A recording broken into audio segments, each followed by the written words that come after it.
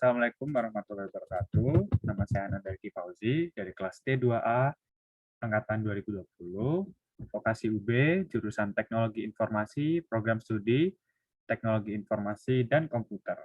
Oke, baik. Hari ini saya akan membahas tentang beberapa command line yang bisa kita gunakan di terminal Linux ini. Oke, beberapa mungkin adalah command line dasar yang harus kita ketahui untuk mengoperasikan sesuatu atau perintah-perintah yang dapat kita masukkan di terminal ini. Ya, mungkin yang pertama saya akan membahas tentang manajemen file yang ada di Linux ini menggunakan terminal. Yang pertama, kita harus tahu di mana letak kita sekarang. Kita ada di direktori mana.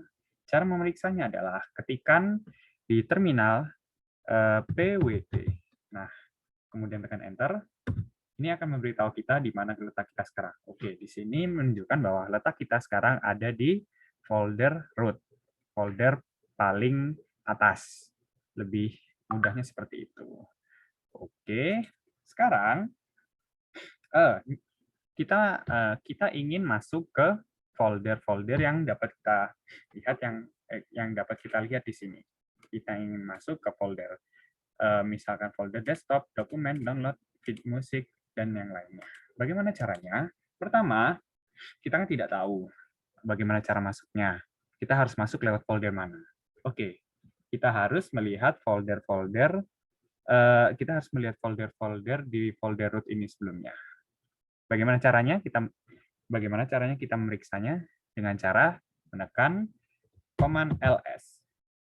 Nah, dengan mengetikkan command ls dan tekan enter, maka kita akan bisa melihat di sini apa saja folder apa saja yang terletak di folder root. Oke, di sini terdapat folder bin, desktop, home, lib64, media, dan lainnya. Oke, terus kita harus masuk ke mana sih? Nah, kita harus masuk ke folder home. Bagaimana cara kita masuk ke folder home? Caranya, kita tekan CD. Kita tekan CD, kemudian tekan nama direktorinya. Direktori yang akan kita tuju adalah direktori home. Nah, maka kita akan berada di direktori home, seperti ini. Oke, lalu kita lihat apa saja yang ada di apa saja direktori yang ada di direktori home. Tekan ls seperti biasa. Oke, di sini kita menemukan direktori Ricky. Nah, caranya kemudian kita harus masuk ke direktori Ricky dengan cara yang sama. Tekan CD, kemudian nama direktorinya yaitu direktori Ricky. Nah, kok di sini jadinya seperti ini? Di sini kan bentuknya kan garis miring dolar. Di sini kok bentuknya Di sini kok bentuknya tanda wave dan dolar. Nah, tandanya kita sudah masuk di direktori utama. Maksudnya di direktori di mana desktop, dokumen, download ini berada. Direktori user. Oke, kemudian kita lihat dulu di sini di direktori user apa saja yang terdapat di sini. Kita cek dulu dengan cara ls. Oke, di sini terdapat direktori Arduino, Documents, Music, Public, Steam, Videos, Desktop, dan lain-lain. Nah, rencananya kita akan masuk ke direktori dokumen. Caranya sama, yaitu tekan CD dan ketikkan nama dokumen. Shortcut for your info, di sini kita tidak akan selalu mengetik dengan full. Nah, kita tuh bisa. Jadi, saya mengetikkan do seperti ini, namun kemudian saya tekan tab. Dokumen. Nah, saya tekan doku, kemudian saya tekan tab. Maka jika kita menekan doku dan menekan tab, ini akan menjadi fitur autocomplete di mana folder yang akan kita tuju. Nah, terus tadi pertanyaan, kenapa tadi saya tidak bisa menekan do langsung menekan tab? Jawabannya adalah di sini terdapat ada dokumen, di sini juga terdapat download. Karena mereka sama-sama mempunyai do. Oleh sebab itu, kita harus menambahkan doku atau doc saja, lalu tekan tab. Nah, seperti ini. Jika sudah, kita tinggal pencet enter. Oke, kita sudah berada di directory documents. Nah, kita lihat dulu nih di directory documents nih ada apa aja sih filenya? ls. Kita ketik ls. Nah, di sini terdapat file-file yang ada di dalam documents. Seperti aku ingin makan, C++, latihan CLI, Python, Arduino, FreeSync, dan yang lainnya. Oke, mungkin di sini di command line kita terlihat sangat penuh. Mungkin kita hapus terlebih dahulu ya, supaya tidak mengganggu mata. Caranya adalah kita ketik clear. Nah, clear ini berfungsi untuk menghapus semua yang ada di command line. Kemudian kita tekan enter, maka semua yang ada di command line akan terhapus, namun kita akan tetap berada di directory documents. Ini hanya akan menghapus yang ada di command line-nya. Oke, kemudian saya ingin membuat sebuah file bernama file text.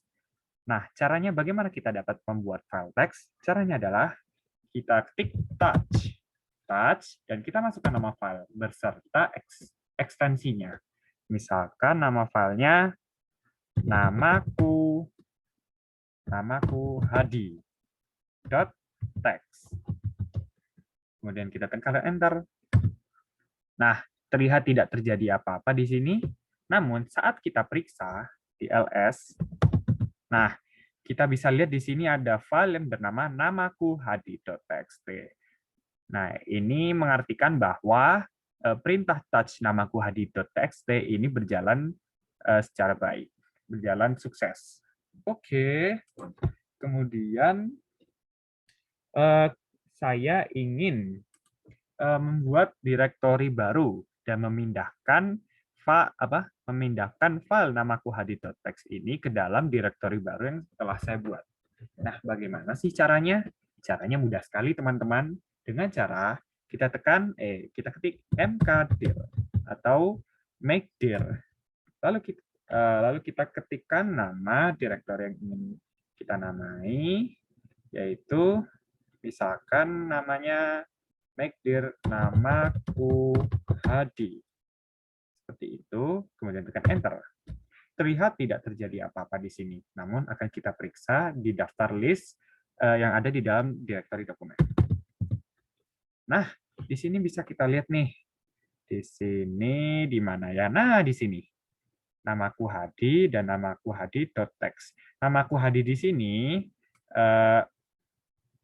namaku Hadi di sini itu berarti yaitu namaku Hadi ini adalah sebuah direktori.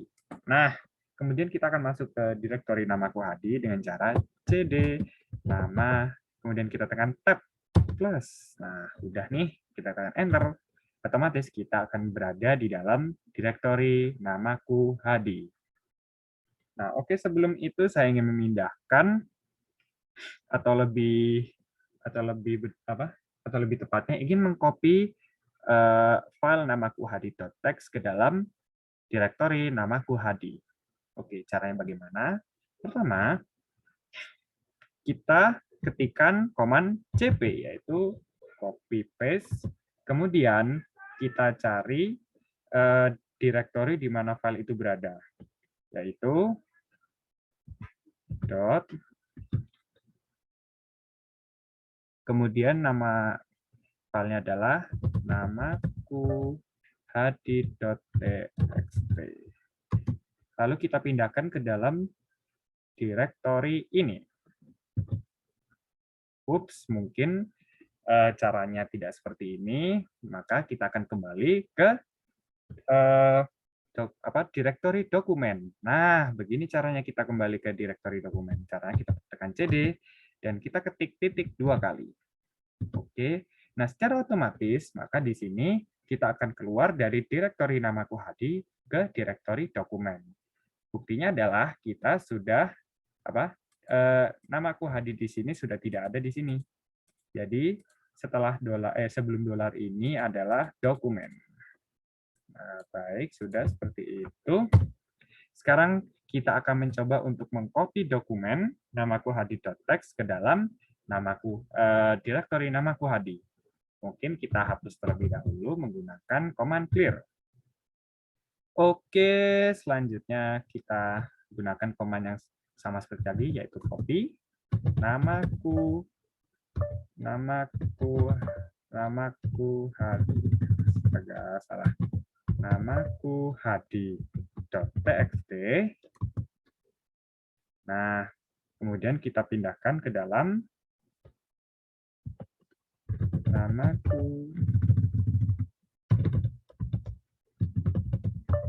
namaku Hadi. Nah, di sini terlihat tidak terjadi apa-apa ya. Nah, coba kita periksa ke direktori namaku Hadi. Dengan cara kita masuk dengan cd, terus kita ketik namaku Hadi. Cek. Kalau sudah, kita periksa apakah file namaku Hadi.txt ada di dalam direktori namaku Hadi. Kita ketik ls. Nah, di sini sudah terdapat ya file namaku Hadi.txt di dalam direktori namaku Hadi. Baik, ini sudah. Kemudian kita akan mencoba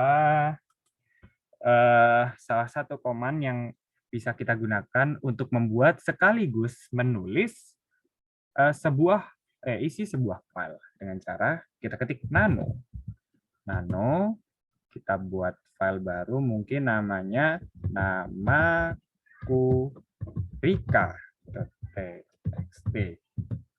Nah, kemudian di sini kita diminta untuk mengisi file namaku Rika. Oke, kita ketik di sini. Misalkan namaku Rika. Umurku 12 tahun. Aku tinggal di desa Hinamizawa, Tokyo, Jepang. Ya, ini ngarang aja ya ini ya.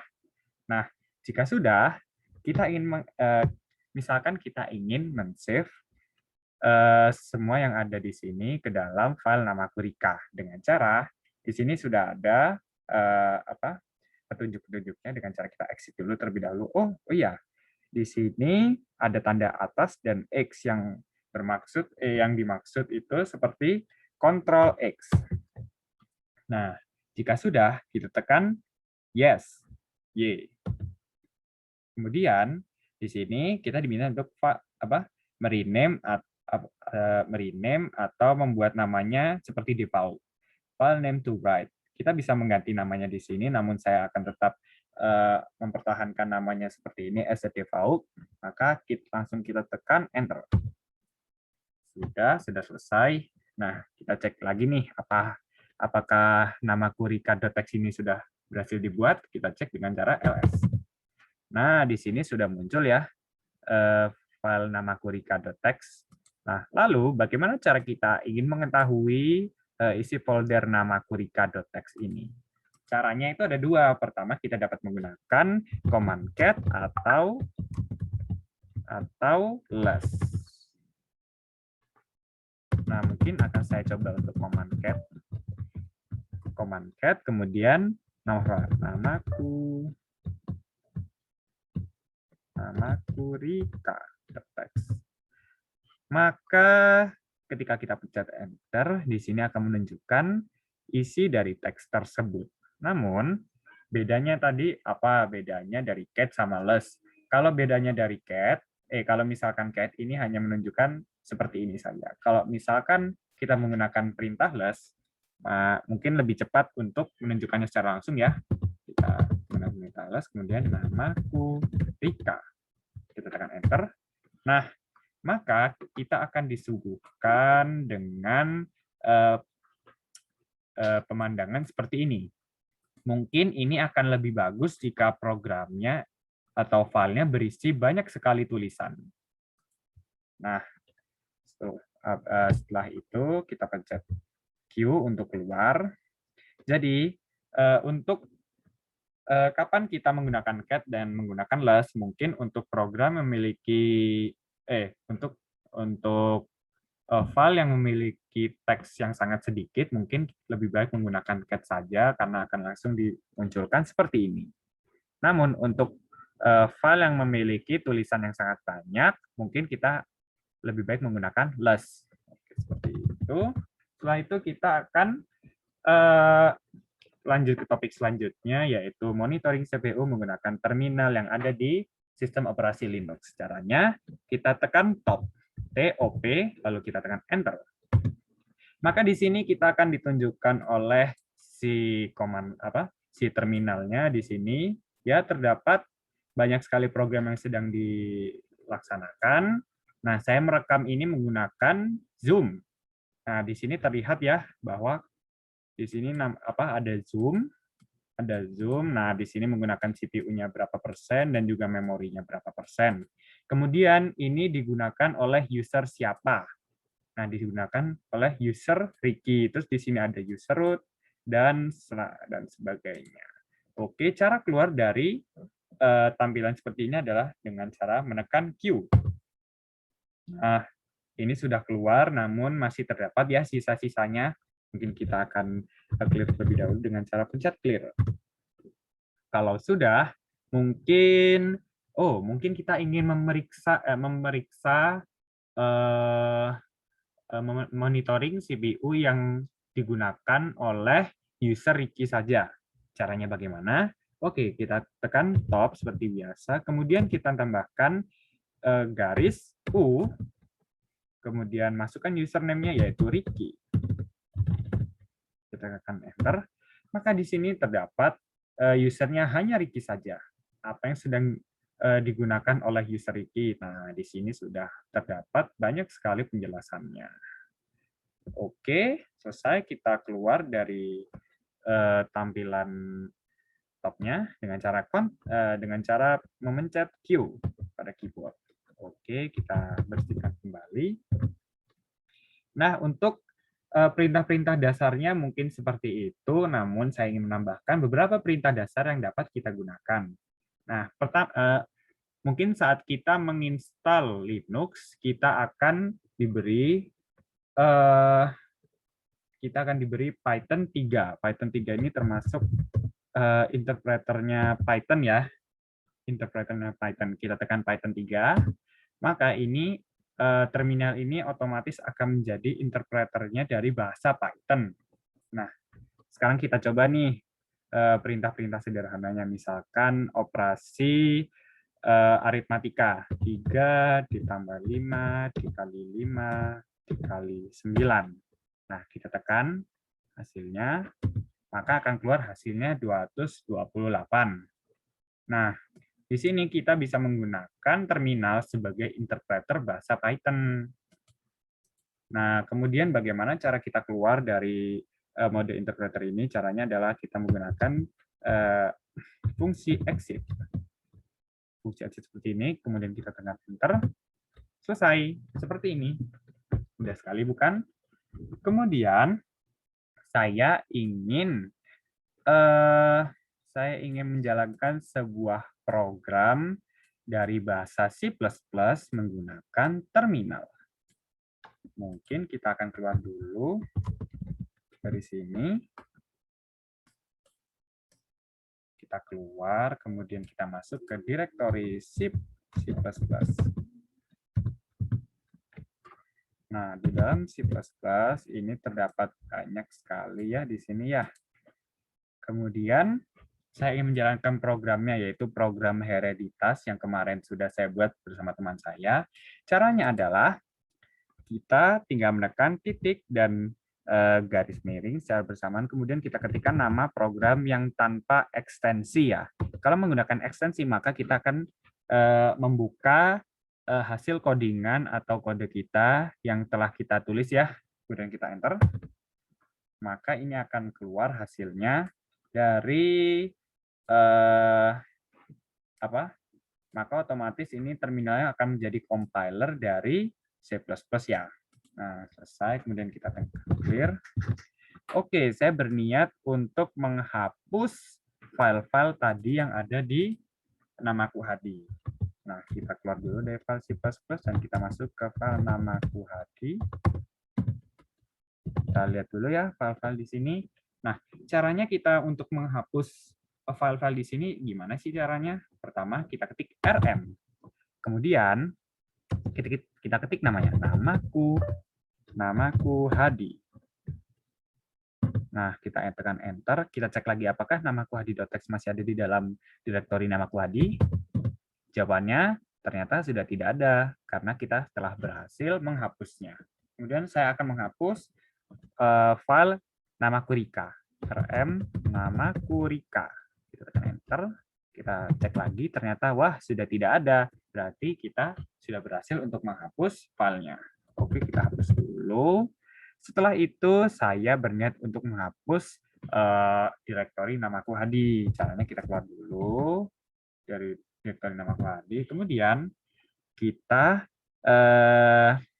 menghapusnya sama seperti cara tadi file. Namun kita tambahkan dir di belakangnya. Kemudian tekan nama filenya. Namaku Hadi. Kita tekan enter. Setelah itu kita cek apakah masih terdapat file namaku Hadi. Wah, untuk direktorinya sudah hilang ya, namun filenya masih ada di sini. Karena tadi kita hanya mengcopy saja, bukan memindahkan. Oke, saya ingin menghapus file namaku Hadi dengan cara rm namaku Hadi. Kita tekan enter, kita cek lagi. Nah, filenya sudah tidak ada ya, berarti kita sudah berhasil menghapusnya. Oke, kemudian mungkin ini ada perintah Linux yang dapat kita gunakan untuk meng-close secara paksa sebuah aplikasi yang berjalan di desktop kita. Caranya yaitu kita tekan Xkill. Saat kita menekan Xkill, otomatis kursor kita akan menjadi X seperti ini. Kemudian tekan jendela window yang di mana aplikasi kita sedang jalan. Misalkan saya ingin memberhentikan ini Sublime Text ini. Kemudian saya arahkan kursornya ke Sublime Text, saya tekan. Maka otomatis proses dari Sublime Text akan terhapus, akan di-close secara paksa. Oke, kemudian mungkin ada juga untuk kita ingin kembali ke folder roots. Caranya dengan cara cd, kemudian garis miring. Maka otomatis kita akan kembali ke folder roots. Ya, di sini kita cek ya, kita ada di mana. Nah, seperti yang sudah saya bilang, kita berada di folder roots. Oke. Kemudian untuk kita ingin mengaktifkan aplikasi SAM, XAMPP di Linux. Bagaimana sih caranya? Nah, untuk aplikasi XAMPP ini kan di Linux mungkin untuk pertama kali install terdapat GUI-nya, namun untuk seterusnya kita tidak bisa menemukan GUI atau aplikasi yang bisa diklik, bisa dieksekusi langsung menggunakan GUI di desktop kita ini. Nah, caranya adalah kita tinggal mengetikkan sudo atau super user do, kemudian kita masuk ke file opt, dan juga kita masuk ke file lam. Kemudian kita nyalakan lamnya, lam start. Kita tekan enter dan masukkan password dari super user kita. Nah, di sini terdapat ini sudah diproses ya. SAM starting Apache, starting MySQL, dan prof dpd. Oke, sekarang kita masuk di sini. Oke. Di sini kita masuk ke localhost. Nah, di sini sudah berjalan ya localhost-nya, berarti kita berhasil menyalakan aplikasi SAMPP-nya menggunakan terminal. Oke, kemudian bagaimana cara kita menghapus menonaktifkan aplikasi SAMPP-nya. Nah, caranya yaitu dengan cara kita gunakan cara yang sama tadi, namun startnya kita ganti menjadi stop. Nah, otomatis ini akan men-stop dari SAMPP. Kemudian coba kita tes lagi di localhost. Jika berhasil, wah, ternyata masih bisa kita akses. Namun, di sini sudah berhasil kita stop. Nah, jadi seperti itu untuk beberapa perintah Linux-nya. Dan kalian bisa cari lagi perintah-perintah Linux-nya di beberapa website yang menyediakan perintah-perintah Linux yang dapat kalian coba. Mungkin itu saja, sekian dari saya. Jika terdapat kesalahan, saya mohon maaf. Wassalamualaikum warahmatullahi wabarakatuh.